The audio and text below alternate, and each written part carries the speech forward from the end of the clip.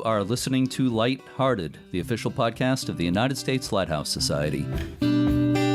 My name is Jeremy D'Entremont. Welcome. Today is July 7th, 2024, and this is episode 285 of Lighthearted. My co-host is the award-winning volunteer for Friends of Portsmouth Harbor Lighthouses, Cindy Johnson. Hi, Cindy. Hi, Jeremy.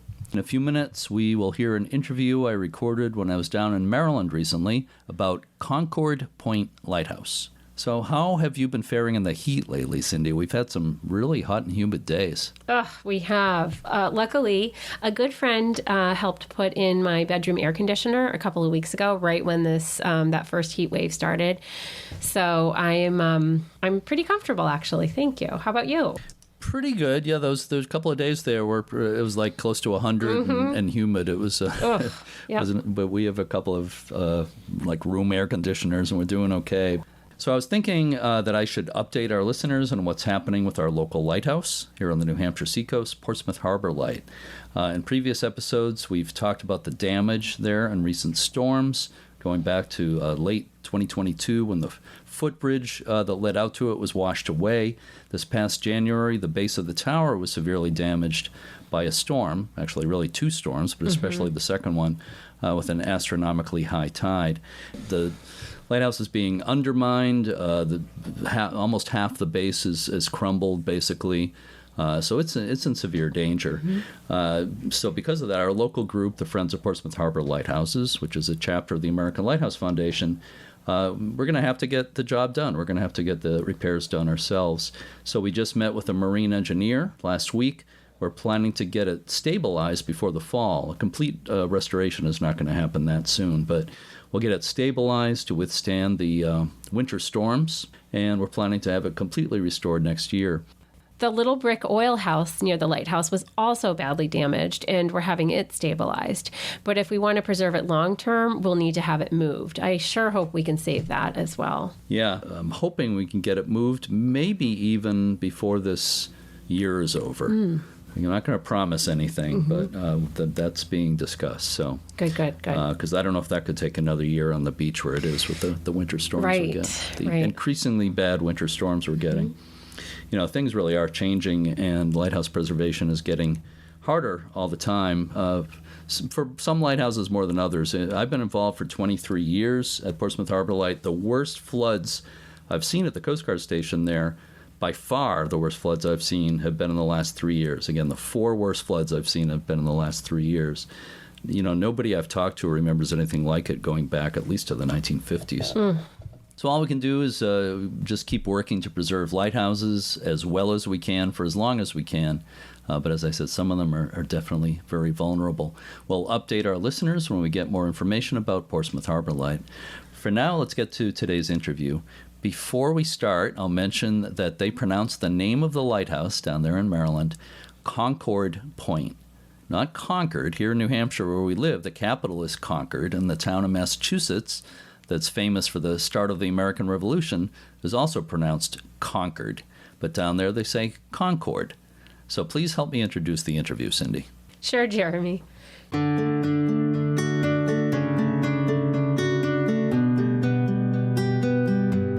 Concord Point Lighthouse in Havre de Grace, Maryland, was built in 1827. That makes it the second oldest standing lighthouse in the state. It was an active aid to navigation for 148 years, and it now serves as a beacon for history and tourism. Congratulations, Cindy. You not only pronounced Concord Point Lighthouse correctly, which is tough for us New Englanders, but you also pronounced Havre de Grace correctly. Oh, geez. It's spelled Havre space D-E space G-R-A-C-E, and it would be pronounced very differently in French, but everyone down there says it really fast, like it's one word, like Havre de Grace. Havre de Grace. We've been practicing also. So the conical 36-foot tower at Concord Point was built of stone that was barged down the Susquehannah River. There's another tongue twister. Susquehannah River from Port Deposit. For almost a century, keepers and their families lived at the light station. In 1918, the light was automated. After automation, the property, except for the lighthouse tower itself, was sold into private ownership. It changed hands at least 10 times and for a while served as a rooming house, restaurant, and bar. The light was decommissioned in 1975, and ownership went to the city of Havre de Grace 2 years later. By 1979, a citizens group called the Friends of Concord Point Lighthouse was formed. In 1984, restoration of the lighthouse was completed. Restoration of the Keeper's House followed. Today, the Lighthouse and Keeper's House are open to the public on weekends from April through October. Our guests today are Bill McIntyre, who is on the board of directors for the Lighthouse and is also a local historian, and Carie Palmer, who is coordinator for volunteers, events, visitor services, and customer success. I love that title. It's a long title, but she does a lot of things. Amy Rosenkrantz, the president of the board of directors, was going to take part in this interview, but I had to change my schedule, and Amy couldn't make it. I just want to thank her for her help and for making the interview possible. So let's listen to our conversation with Carie Palmer and Bill McIntyre now. I'm here at the Concord Point Lighthouse in Maryland this morning, actually in the upstairs in the Keeper's House. My first time here, really enjoying it. Beautiful place, beautiful park, wonderful setting for this lighthouse. And with me today are Bill McIntyre, who's on the board of directors for the lighthouse and is also a historian of this local area, and Carie Palmer, who is coordinator for volunteers, events, visitor services, and customer success. I think I got it all in. You got it. All right. Yes. Thank you so much, Carie and Bill, for doing this and for hosting me today. I really appreciate it. I just want to mention also that Amy Rosenkrantz, the president of the board of directors, I was going to be meeting her here, but I had to change my schedule and she wasn't able to make it. But I want to thank her for helping to facilitate all this. So thanks, Amy. First of all, Carie, again, I just read your title. I'll say it one more time. Coordinator for Volunteers, Events, Visitor Services, and Customer Success. I love that customer success part. It sounds very corporate, doesn't it? That's an awful lot. In other words, you do some of everything, it sounds like. A little bit of everything. Yeah. My focus, though, is on the volunteers and the visitors, different tours, having people coming in and really recruiting a good group of volunteers who are very, very active within the community and the lighthouse. So is it an entirely volunteer organization? The board is all volunteer positions. There are 2 part-time positions. Okay. One being mine, coordinator of the volunteers and visitors. Okay. And then the other part-time position is the executive director. Okay. Going back with the organization for probably the first, definitely from 79 to around 2000, it was all volunteer. Things changed. There comes a point for a lot of organizations. Well, yeah. it comes along with the change in the town, which was very depressed in the 70s, poor. Okay. It didn't have the money to run things like this. Yeah. And then now the town is booming in terms of tourism and festivals, and consequently things got so big down here, and circumstances changed. You needed to start paying somebody to be here to take care of this. Volunteers just couldn't handle the volume. I completely understand. I've seen that happen. But it's still mainly volunteer. Well, both are important. Staff and volunteers are extremely important for a group like this. Let me see if I can pronounce the name of the town properly. Okay. Havre de Grace? Yeah, that's the way we pronounce it. But I've got a good story if you have time for it. Sure. Years ago, our mayor was David Craig, and he was also a social studies teacher. And one of the guys that had a lot of the history of the town. And he was mayor at the time, and I think it was our bicentennial celebration of the founding of Havre de Grace. And it was the French consul general came, and David tells me, I wasn't there, this is apocryphal coming from David. He said, we were standing there chatting, and I asked the French consul general, I said, do we pronounce it Havre de Grace? And there's been quite some, because it was Havre de Grace, Havre de Grace, and whatever else. And the French consul general said, well, it really doesn't matter because you will mess it up anyway.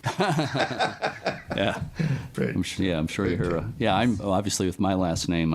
I speak only un petit peu de français. And they did, and somewhere in the 80s, I remember the city council had this discussion, and they said, it is Havre de Grace. Havre de Grace. I'll tell you how I know that. I wasn't sure, so you Google, not that you can trust everything on the internet either, but I found a video on YouTube of locals like one after another saying it. And they pretty much all said Havre de Grace. Havre de Grace. It's like, almost like it's one syllable or something. It's one word, and it's got multi-syllables. Havre de Grace. Havre de Grace. Havre de Grace. Yeah, right. I love it. So, Bill, I read somewhere that you do a lot of lecturing about the lighthouse and also other local history. And I also read that you are an amateur archaeologist. So you're interested in a lot of aspects of history, obviously. So how did you get so interested in history? Well, first of all, I taught social studies and primarily history. And I've been interested in history since my early college days, where I was actually a math major. But this is my wife's hometown, and we moved back here 50 some years ago. As far as the state of Maryland, Havre de Grace probably is one of the 3 most historic areas of all eras. And it's fascinating. Every era of American history is reflected here in Havre de Grace, going back to 1607. Now, Havre de Grace wasn't here, and John Smith didn't stop in Havre de Grace, but he came to the northern Chesapeake, and he describes this area. Yep. And we actually, on our own grounds, find that there was history that goes back 3,500 years. So you've got all of this right up through the roaring days of the racetrack years, where we have a great museum now here reflecting that, and even into World War II. Every era of American history that you can think of, and Havre de Grace reflects those different eras, and not just reflects it, but has very colorful, played a role in it, and significant role. In some instances nationally prominent. Senator Millard Tydings, who was responsible for co-sponsoring the bill for Philippine independence. Okay. Not only a Havre de Gracian, but a descendant of John O'Neill. So you've got all of this colorful history, and a couple of really fine gentlemen in town. Ellsworth Shank, who was the historian of Havre de Grace, and married a descendant of the lockhouse keeper in the north end of town. Ellsworth if I had a question about something, he guided me.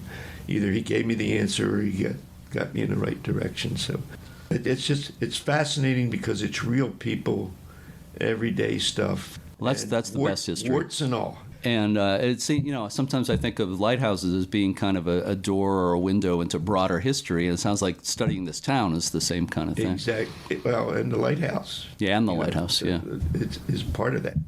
And a lot of the town natives, and particularly youngsters that have grown up here, they get an attachment to it. Sure. We got them on the board, president. Yeah. Lighthouses are often a focal point for communities. Yes, There's no doubt about that. Yeah. So obviously you understand a lot about not just the history of the lighthouse, but the context for all of that. Yeah, exactly. That's so important. So speaking of that, if you could just describe a little bit the geographic location of Concord Point Lighthouse and why was a lighthouse needed here?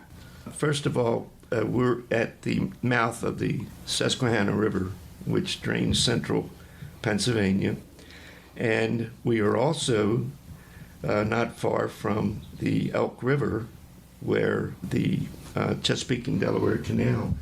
And it was right around 1800 that a lot of the products of central Pennsylvania was being brought down the river to Havre de Grace, and the Chesapeake and Delaware Canal were being built. And Benjamin Latrobe, who was a close advisor to Jefferson, wrote a letter about Havre de Grace. There should be a port at Havre de Grace should be, and he described this. In fact, he drew a sketch from Turkey Point looking up and labeled. So early on, there was going to be a lighthouse needed because of that early trade. And in the early 1800s, there was actually a plan for Havre de Grace to be a main port. The north end of town, which never did come to fruition. I've actually seen the plans, the developer's idea of what the north end town would be like. And there's actually reports in newspapers of departures of a schooner or a ship or something taking goods to Baltimore or whatever else. So it's the location. Yeah. The mouth of the river, the head of a great bay, which temporarily is shut down a little bit because Right. the bridge collapsed. But the canal, you can see the cargo ships coming through there. So it's the location at the mouth of the Susquehanna and the Chesapeake, the Yeah. head of the Chesapeake Bay that really caused it. So this lighthouse is the second oldest standing lighthouse in Maryland. Yes. And it's a fairly common type of lighthouse. You know, I live in New England, and we have some that are kind of similar to this, Pemaquid Point in Maine, and some others in the same era. In fact, very, very close the time they were built, extremely close, I think, to Pemaquid Point. Yeah, and it looks very, very much like that, and a few others in Maine. But it's a fairly simple conical rubble stone type tower. Can you tell me about the builder of this lighthouse? The builder of the lighthouse is John Donahue, and Donahue was a local native, and he built 13 lighthouses on the Chesapeake Bay, and 12 of them are in Maryland. The 13th was on Watts Island, which is about a mile east of Tangier Island, if you look at the map of the bay and check that. He had a reputation as being a good builder, reliable builder, doing good work at a very reasonable price, which the sole director, Stephen Pleasanton of Lighthouses, he was accused by some senator of treating the government's money like it was his own, very parsimonious and careful with the dollar. The Ebenezer Scrooge. The taxpayer likes to hear.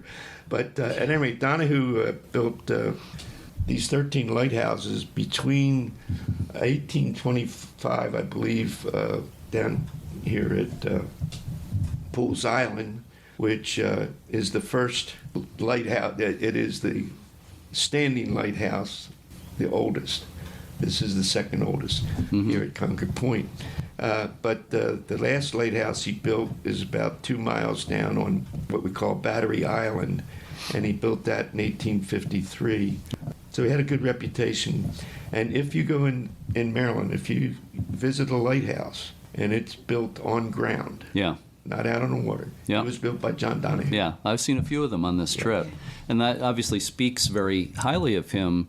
Another early lighthouse builder, I'm sure you know, was Winslow Lewis, who also developed the lighting apparatus, but his lighthouses are mostly long gone, so he wasn't a very good builder, I don't think. But Donahue was... Well, Donahue's, some of the lighthouses that Donahue built, Fog Point, but some of them are gone because of Chesapeake Bay rising. It's interesting, the one down at Fog Point on Smith Island, I think you can get out there, and in the if the water is shallow enough, you can see some of the remains of that. And Donahue also was prominent in town politics. He served on a school board. He was in the militia. I believe inside the lighthouse is the original stairway. Is that correct? Yes, it is. Which is unusual for that old. Yeah. Oh, yeah. It's original port deposit granite, and I won't go into all the geology of the granite and all. The stairway are large granite slabs, pie shaped, and I forget which. Like every fifth one is tied into the wall. There's a 7-step metal ladder, and we believe that's the original ladder, but we haven't researched that enough to determine whether that was replaced at some point. Yeah. But the reason we think it's original is that the handle rail is no more than a 1-inch round metal rail. Okay. It's not the standard handrail. And when you get to the top rung, there's a rectangular hatch to get into the lantern room. And then as you come through the hatch, you see a brass handle on the bulkhead. Which has probably been added in more recent years. And we're in the keeper's house here. Was there a period where actually people didn't realize that this had been the keeper's house and then it was kind of rediscovered? Do I have that right? No, I wouldn't say that. No. Certainly people were aware who lived in town knew it was. Okay. Because you got the descendants of the lightkeepers. Right. Well, that makes sense. Yeah. Lived here. We still have Yeah, I read a reference to that somewhere, and it seemed kind of surprising where they said people were figured out that this had been the keeper's. No, they knew it was the keeper's house and the local lore. Sure. So let's get into the human history. Okay, you've mentioned the O'Neill family, very important family in the history here, not just the lighthouse, but I think the area. So John O'Neill was the first keeper, but he had already had a pretty interesting life, I think, before he came here, right? Yeah. Well, O'Neill was born in Ireland in 1868, if I remember correctly, and he came to America. Now, 1768, wasn't it? 1768. Yeah, most definitely. He was dead a long time before 1868. And most of the information I have came from two descendants, Virginia Donovan Colburn, a great-great-granddaughter, and Jane Kirkendall, who did the family genealogy very thoroughly. And O'Neill first was down in Harper's Ferry working at the U.S. Arsenal. He obviously met his wife Mary because she was from Harper's Ferry and married. And they believe that he was in Baltimore for a period of time working for Selman's nail factory or something like that. And then he came up to manage the nail factory here in Havre de Grace, which he eventually owned. All right, and but what he's most famous for is heroic defense during the British attack on Havre de Grace in May 3rd of 1813. The day of the attack, O'Neill with some other militiamen, Mr. Webster, Mr. Levy, ran to the guns, and Mr. Goldsborough manned one battery. They fired a couple of rounds, and then the British were firing these Congreve rockets, which they didn't know where they were going to land. They just scared the hell out of everybody. And the old guys that were defending the guns, they left the guns on the high hill. And O'Neill was manning the Potato Battery, which historians tell us is just a little bit north of us here, at what would be the foot of Revolution Street or somewhere there. And O'Neill manned the battery, and again, when the British fire started coming in, grape shot and all that, the guys that were with him took off. And incidentally, Mr. Webster was the only man killed, and he was hit by one of these Congreve rockets. Okay. Now that's like winning the lottery backwards. Could you say the name of the rocket again that you're saying? Congreve, Congreve, and it was their version of the Scud missile, if you remember the. They weren't exactly. You didn't know where they pinpoint. Were going to land, but they were going to land somewhere and hurt something. Sure. And so Mr. Webster was unlucky enough to be in a spot where one of these landed. Yeah. But anyway, O'Neill retreated into, as he said, I went back into town. There weren't many homes out here at the time. He picked up had his musket, and he and Mr. Levy had their muskets, and they got involved with a bit of a shootout with the British. I think one of the officers was wounded in the hand, and O'Neill was taken prisoner. For the most part, O'Neill's manned the lighthouse. O'Neill died in 1838, and he left three or four properties in town, including the nail factory. And then the younger O'Neill, which we call John O'Neill Jr., but he was just John O'Neill, became the keeper in 1860, but he died in 1863. But his widow, Esther O'Neill, became the official lightkeeper until 1870-something or other. Her son, Henry O'Neill, became the last official lightkeeper. Do we know anything more about Esther O'Neill and her time here? Yeah, well, it's interesting because Stephen Pleasanton was responsible for all the decisions, and he would recommend to the president. Pleasanton was an advocate that the widows of lightkeepers should succeed them because they knew the routine. All right?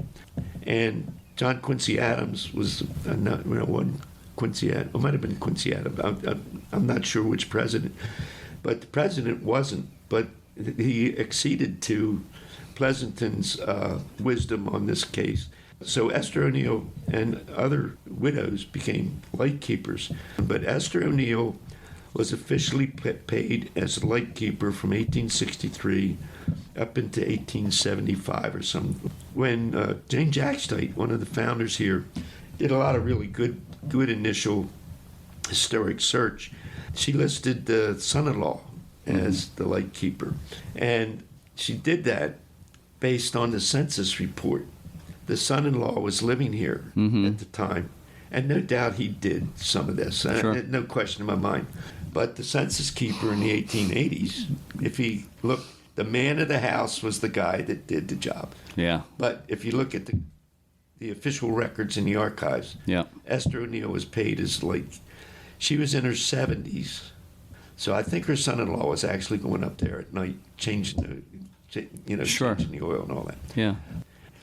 So, before we move on, anything else about I'm sure there's lots and lots of stories, but maybe anything that really stands out for you in the human history of this place, incidents or whatever? A lot of the colorful history was after it was when it became a bar and restaurant. Yeah. And one of the neat things was, as you were working here, different people would show up off the wall and tell you about World War II when they had their dinner here before they shipped out, or a statuesque black lady that dressed, I would say her outfit was, class. Mm-hmm. She stopped me one day. She said, "You work with this and all that?"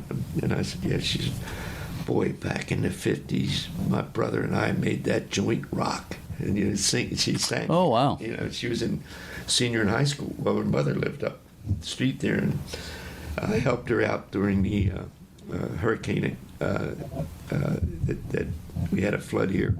And Frankie Johnson, and it was her daughter, and Frankie was not happy that her daughter was singing with this rock band or something down here, because Wow. it was a joint at the time. And a fellow in town, Docky Green, told me two great stories. Well, in 65, he helped punch a hole through the wall here to put in the pool room on the north side. Okay. But he said during World War II, Bainbridge had some big band musicians from, the 38, Benny Goodman and Jimmy Dorsey and all those guys. Mm-hmm. And, of course, you had some at Aberdeen Proving Ground. And they would meet here and have jam sessions. Oh, wow. Down here in the 40s. Let's kind of jump to the present day here, okay? First of all, you have a fifth order Fresnel lens on display here, Yes, is that we do. correct? Yes, we do. I was trying to figure out the history of the lenses actually in the lighthouse, and that gets a little confusing. Yes, it does. Yeah. And again, I can only pass along what I've learned from other people, because a lot of this occurred. I didn't get involved until 1990, 92. My wife was involved with them going back into 1985 or something like that. Yeah. Somewhere between 75 and 79, when the Friends were formed and started working on the lighthouse, the lens disappeared. Okay. Where it went, everybody's got their own suspicion. Yeah. And it shouldn't go any farther than that, because Yeah. That's all we know. we've got too much AI false information running in the world today. Anyway, It's true. So the Friends, if I remember correctly, I think they had an extra lens down at St. Michael's Maritime Museum. Okay. I think this is the way the story goes. And they put that on permanent loan up here with permission from the Coast Guard, because all of this stuff came from them. And that's my understanding, is that lens is on permanent loan from, technically, the U.S. Coast Guard. And incidentally, because of the condition and the weathering, all right, and this all happened and got put into play before I came back to work with them. Mm-hmm. They made arrangements to move it because it was deteriorating in the tower, and they've moved it into our museum below us. Yeah. So And- now it's in the exhibit room, Yeah. just to preserve it. And interestingly enough, over the years of watching this, you seem to have somebody that shows up at the right person at the right time. We have on the board a wonderful young guy. Well, he's young. He's grown sons. But Eric Heimberger, he's a retired Master Chief U.S. Coast Guard with expertise. And he happened to be on the board. So Aids and navigation expertise? Yes. So he was able to guide that project. Yeah. Am I correct? He is really... She knows more about that than I do. Eric is very much involved in taking care of the lighthouse, the lens. In fact, it was Eric and two other, a volunteer and a lampist, who brought the lens down. It took 3 big guys, going down the 27 steps. It was not an easy project, and I wasn't here, but it's a historic object. Carie, maybe you want to answer this. The Keeper's House is, at least some part of it, is open to the public. Yes. Right? Is that a year-round thing? Is this open year-round? We're open April through October every weekend, Saturdays 10 to 2, Sundays 1 to 5, but weather dependent. Often we lose the tower because of rain, that we just can't permit people to go up. But we also are open during the week for private tours. And people have their weddings here, their receptions here, they have graduation parties in the Keepers, in the backyard. I can imagine. I mean, it's such a beautiful setting. You got a lighthouse, you got roses. I mean, there must be a lot of wedding pictures, prom pictures, all kinds of stuff. There are, and we've had funerals and send-offs here. People who, people have a real love and connection with the lighthouse. We had a woman who was got engaged here, and it was time for closing. It was, right about 5 o'clock on a Sunday, and she was 9.5 months pregnant. She was very, very pregnant. And she said, I got engaged here. I got married here. I'm going to have my baby here. I want to get, can I go up to the top? She said, can I go up to the top of the tower? And I'm like, yes, ma'am, please. She's like, we're going to induce this baby one way or the other. And I would like to keep the lighthouse theme going. So did she have the baby at the top of the lighthouse? No, she did not, but I do wonder if it was a boy, if she named him Concord. I just don't know. Connie, or if it's a girl, Connie. Yeah, Connie, right.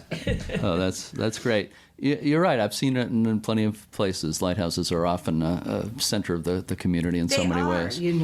They draw people. There's something. They draw the stories. There's history. It's sexy. It's just, there's it symbolizes really all kinds of positive things. Yeah, exactly. A lot of hope. I think it symbolizes hope. Yes, that's the number one thing I think they symbolize. And that's something we need a lot of these days. Definitely. Yeah. So people, obviously, you just said it, they can climb the tower when they come. Except when it rains. Yes. Because I imagine those stone steps get slippery when it rains. Well, they're granite, and, they're almost 200 years old. Right. And it's challenging when it's dry. Yeah. So we, just for safety reasons, we let the docents and the volunteers and the supervisor on site make that call to close it. But the museum is open. Yeah. And we do have a lovely gift shop. We've got a really nice exhibit room. And then we have a children's room, which is more interactive for the little ones. They can get dressed up and, clothing from that era. They can punch buttons. They love that. The lights going. There are challenges. They can color. So it's very family friendly. It really is. Yeah. Oh, that's great. And lighthouses in general are family friendly, but it sounds like you really make it more so here. We try to. So you mentioned that you have staff, and also, of course, volunteers. Are you always looking for more volunteers? We're always. I figured that was the answer. Volunteers. Yes. And we never know how we're going to get a volunteer, and people have different interests, be it history, be it the waterways, be it a teacher, someone who grew up here. We're always looking for volunteers. People either, have a preference to work at the tower, to be outside with folks. And when you have lines, you can do a lot of talking and get to know folks. And I think one of the joys is you find people from literally all over the world. Yeah. From New Zealand. We had, on a weekend, there were 2 different families, no connection whatsoever. From they New signed Zealand? the guest registry. New Zealand. Wow. 2 hours later, New Zealand. Are you with a group? No, I mean you just don't know. Yeah. So we've got the volunteers who like to be outside with the tour, and then the folks who like to be more inside, where it's more intimate. You know, you could do your own little tour within the museum. Yeah, and I'll bet volunteers kind of latch onto a part of the history that they especially love and like to tell people about that. Absolutely. And the more I found when I started volunteering, the more I shadowed and volunteered with someone, say it be with Bill or someone else, I was learning more. It was on the job. And even, the folks who come in, they've got their own stories. I mean, I learned a lot about... I'm sure you get some local people who say, I've never been in the lighthouse before, and they probably have some stories. You're never open. It's like, well, no, you got to come on a Saturday or Sunday. Yeah. Well, you never know. I grew up, I was born literally in the shadow of Fort McHenry, right across the river, and I never visited it until I was an adult. Yeah. Taking people to show Fort McHenry. Yeah. Yeah, that's often the case. Yeah. I grew up in the Boston area, and to me, Boston Harbor, the Boston Harbor Islands are a real treasure, and I think most people who live in Boston have no idea there's islands out there with a tremendous history. Yes. When my wife and I went on our honeymoon, and I was in the Marine Corps, I was just getting ready we were going to ship out to the Western Pacific, and we decided we would go to New England and revisit some places that I had worked at up there in Cape Cod and all that. But I wanted to see Old Ironsides. And we got on, is it the River Bridge, the Charles River Bridge or whatever it is. You could see the ship, but I couldn't figure out how to get off the bridge to get the ship. The next thing I knew, I was across the border up into New Hampshire. Boston is not a fun place to drive. No. But I did navigate out of Boston one night by just watching where the moon was. Yeah. Got myself I got to say, Baltimore's not a fun place to drive either. Well, I had to drive through the city last night because of the bridge. Yeah. Yes. That can be scary. Yeah, but I made it. Can be scary. I was just at the Constitution a couple of weeks ago with the CAM, Council of American Maritime Museums, had their annual conference at the Constitution Museum right next to the ship. So I was just there for a week very recently. Well, I've never gotten to Old Ironsides. Well, you can still do that. Yeah. I'll meet you there. Okay. All right. Maybe. So I have one final question. This is for both of you. You can fight amongst yourselves as to who answers it first, but this is for bonus points, of course. Oh. All right. Right. So the question is, what do you enjoy most, or what have you enjoyed most about your association with Concord Point Lighthouse and the association and the Keeper's House and all of this? I'll defer to ladies. Okay, Carie, you get first crack. I moved up here 2 years ago. 3 years ago, I had never heard of Havre de Grace. I knew nothing about it. And just when I retired, folks said to me, you need to check out this little teeny town on a river. Check it out. And I did the same thing. Well, how do you say the name of the town? How do you say the name of the river? And I would practice as I was driving. I would practice saying the name. And when I retired, I thought this is a wonderful town to start volunteering. And one day I came down to the park with just a book and saw a sign about volunteering. And I thought, well, let me check that out. And came for a meeting and signed up to volunteer. And I think the lovely thing is we have people volunteering and in this town from all walks of life. And everyone's got a story, just like every lighthouse has a story, right? Every person has a story. And I have learned and grown so much in the 2 years working with the different people. I grew up in a little town called Hales Corners, Wisconsin. We didn't have a whole lot of history. And coming here, it's every day visiting with somebody who's working in the gardens, somebody, Bill's strolling by. The volunteers, this has become a little hub for people. We have our volunteers who sign up for specific days and times, but people drop in. Yeah. I feel like it's Mr. Rogers. I never know who's going to knock at my door, and it's this person dropping off something, or do you need help? What do you need done in the garden? Do you need boxes unloaded and whatnot? It's a real vibrant community and a real vibrant group of volunteers. They make my day. You know, they really do. And then, of course, you get the visitors who come Yeah. all over Yeah. and have stories. Yeah. We have one family with a fella who his son needs to come to the lighthouse every Saturday morning.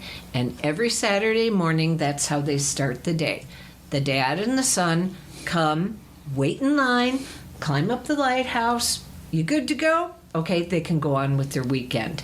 And so, you know, there's just a warmth and a love of the visitors who come. Yeah. It's not a tourist attraction. It's a historical attraction. It's a town. It's an emotional attraction. It is. It is. It's very emotional. Yeah. Yeah. I think that really, really sums it So up. bottom. Who knew? Who would expect that? That's what lighthouses can do, or history can do. Yeah. I think it brings out the best in people. We had an EMT who once went up, young guy, and he came down.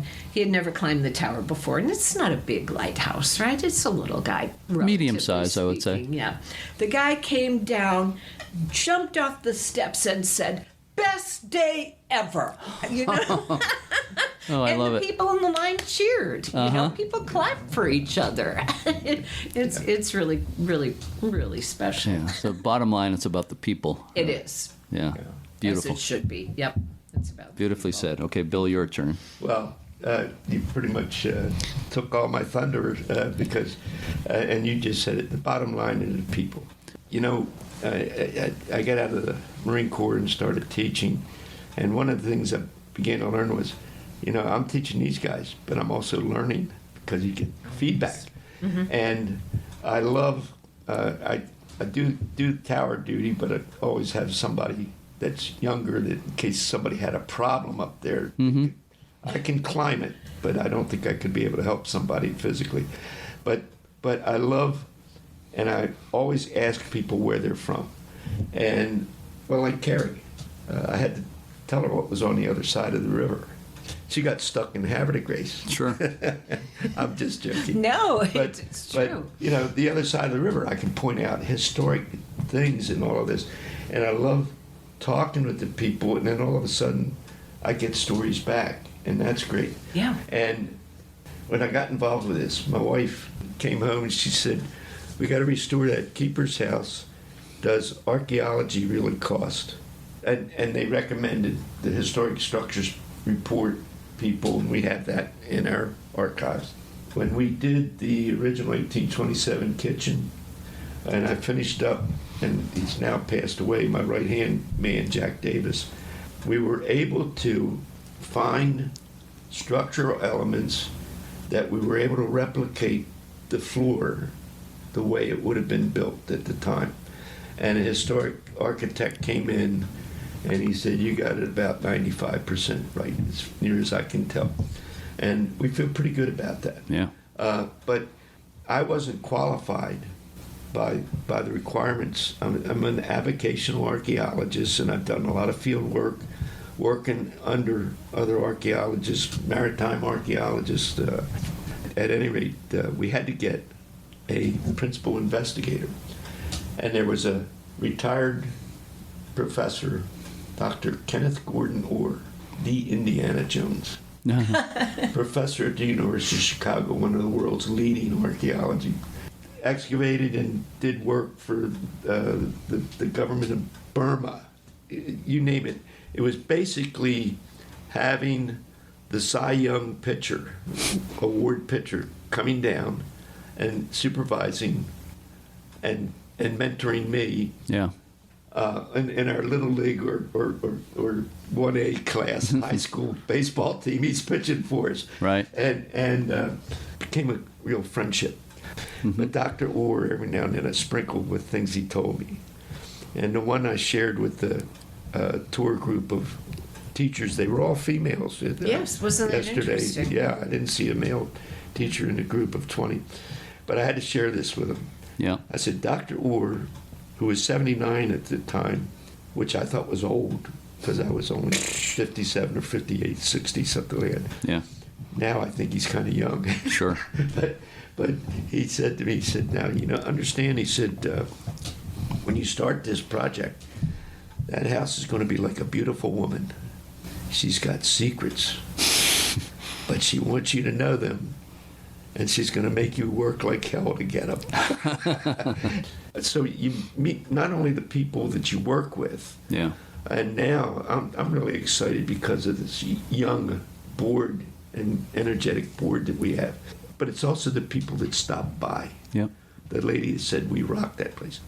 Johnny Gallagher, who says, Bill, move your trowel. He's standing at the storm fence. We had to keep people out in the final demolition because of possibility of injury with the walking over rubble and stuff like that. Yep. He said, move your trowel to the right about 2 feet. I said, why? He said, we're going to find a T-bone and some oyster shells there. I said, I am. He said, yeah. He said, that was my last dinner in 43 before I shipped out. He was in the Navy. And because he came here, and you meet these people like this over and over again now in the town. I meet people that have moved here in the last 10, 20 years. Renaissance of this town. They say, that's the place I want to be. And meeting the people, learning the people. My wife and I were doing the tower duty way back in the 90s or somewhere in there. Mm-hmm. And these two older ladies came in, a few years older than me, probably 8 years older than me, something like that. Because they were teenagers when I was maybe 5. Okay. All right. And I didn't know that until they signed the book. And they said, oh, yeah, we're from Dundalk. I said, oh, I grew up in Dundalk. And they looked at me and they turned to each other. That's little Billy. I had a long time living that down. Little Billy. But you run into that. Yeah. You run into people. Well, as you're talking, it makes me, the whole time, I think you have a great recognition for context of history and the whole you have to. picture. And you recognize connections. When I'm doing the tower duty, we've got we've got Benson Lessing's 1863 drawing, looking down the Main, calling the bay the Main, the old Spanish Main. Yep. I have people imagine yourself here in 1863. This is what you would see. Yeah. And that's shoreline. And then we have a photograph circa 1900, and we talk about the fact that the two properties are separate. This is the only one where the lightkeeper is on a different piece of property than that small patch out there, because these were fisheries. Well, we got a circa 1900 photograph looking down that way, and here's a boat pulled up right up in here where this was all filled in. And as you look along shoreline, you can see the shacks and the nets of the fishermen. So when you describe a place, all of a sudden you're transported back. And another thing that we're doing is the second Wednesday of the month in June, July, August, from 11 to 2, having a philosopher's bench set up right outside. So Bill and other folks are going to come down and just, visit with folks who are walking on by, asking them to sit for a spell and hear some stories. People want to do it. People want to hear the stories, and people want to share the stories. Yeah. So. People say, well, he's the historian. Yeah. 90% of what I can pass on, I got from Ellsworth Shank, David Craig, absolutely, and some other people. 10% is what I dug out myself. Something like that. It's It's through the interactions. With this kind of thing, what you're describing, I always think of somebody tossing a pebble into a pond, and the ripples widen and reach other people, and then their pebbles continue the. You don't know where that ripple ends up, and all of a sudden, years later, somebody shows up, and they'll say, "Remember when you did such an?" I wouldn't have remembered it but it made an impression. Carie and Bill, just thank you so much. How could I do any better than this? My first day ever in Havre de Grace. Havre de Grace. There I go. I had it right the first time, but I knew as I said that. Wait a minute, that's all right. Havre de Grace. Havre de Grace. There you go. Well, again, I feel lucky. That's what I love about the podcast is I learn something every time, and I've learned a lot today. This area is fantastic. The history here is just tremendous. Going back thousands of years, as you explained. Actually, So it's just been really great. I really appreciate your time today. I hope to come back. Maybe bring my wife next time. Please do. Yeah. Yes. Yeah. But thank you again, Carie and Bill, so much. I really appreciate it.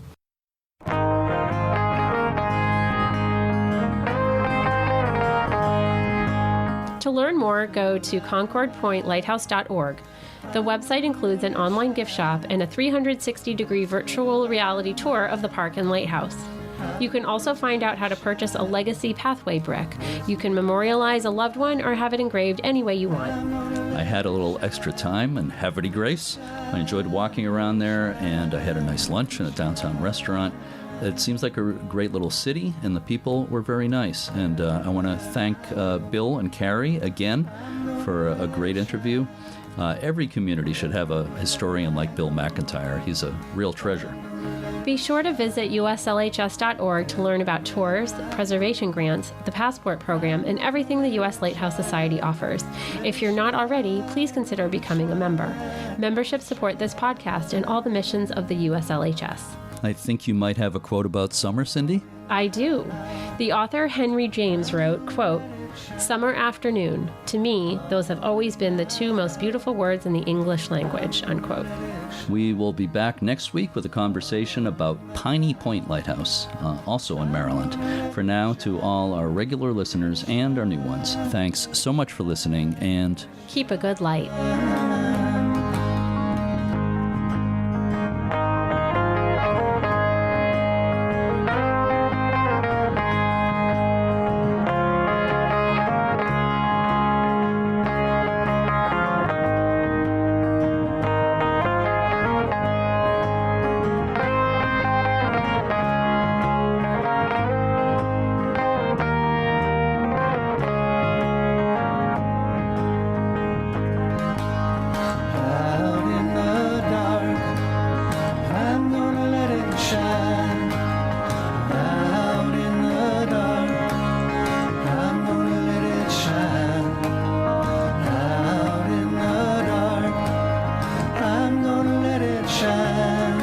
Let it shine, let it shine, let it shine.